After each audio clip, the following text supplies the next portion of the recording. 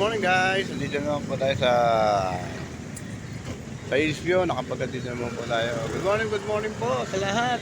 Sa mga kampanig na mundo, nabali ko kayo ng magandang umaga. Ingat-ingat po lahat sa pagpasok sa kanyang mga trabaho. Ingat po tayo lahat sa ating.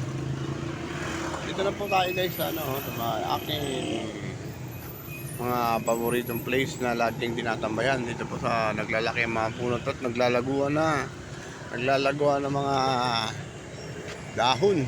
Para po tayo po pupunta rito muna at bibistahin po natin ang mga kainan dito. Tignan po natin. Oops, same po.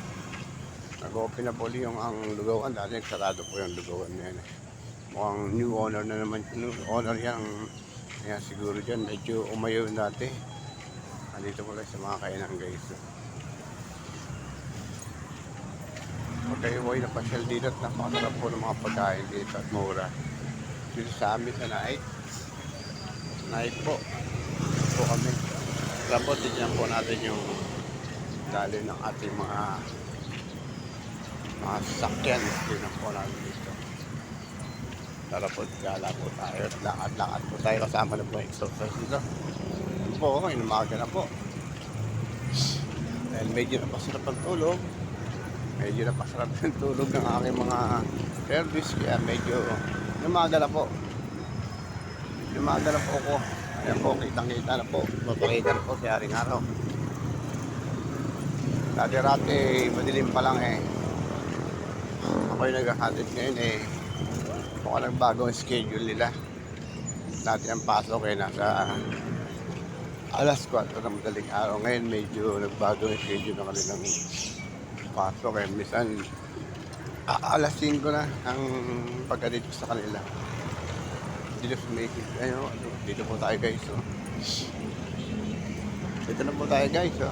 Titignan po natin dahil ng mga sasakyan dito. So over dito naman sa kabila, napakaganda po guys. Tignan niyo po, napakaluwag masyado. Grabe po, ano lang. Dito, ganun din po guys. Dire-diretso po yung daloy ng mga sasakyan, pati mga motor, dire-diretso po. Kahit medyo may nakaparado doon mga bus malakad sa minibus, okay lang Maganda kasi sa kabila wala. At medyo araw na Miyerkules kasi ngayon, kaya ganyan. Kadalasan ditong mga nagkakaroon ng traffic mga Lunes, Friday, Sabado, yan po ang mga nagkakaroon ng mga para ng mga sasakyan dito. Pero ngayon okay naman siya ngayon. Napakaganda din. Uy, yun po, yun po isa. May sumingit na naman po na isang transit to, kaya malaki kayo, andun po sa gitna mismo, kaya medyo mukhang nagsisikmendaan ngayon. Yan po, dapat, yan po ang hirap natin mga driver, walang disiplina. Dapat po nagkaroon po ng disiplina talaga. Dapat ilagay sa tamang lugar yung babaan at saka yan, para hindi po nagkakaroon ng problema sa traffic. Yan po, dito na po guys. Thank you for watching guys. Salamat po, maraming salamat sa inyo. Shoutout po sa aking mga friend dyan. Shoutout sa aking mga followers, sa mga viewers at ng followers. Small creators, shoutout po sa inyo lahat. Mabuhay po tayo, laban lang po tayo.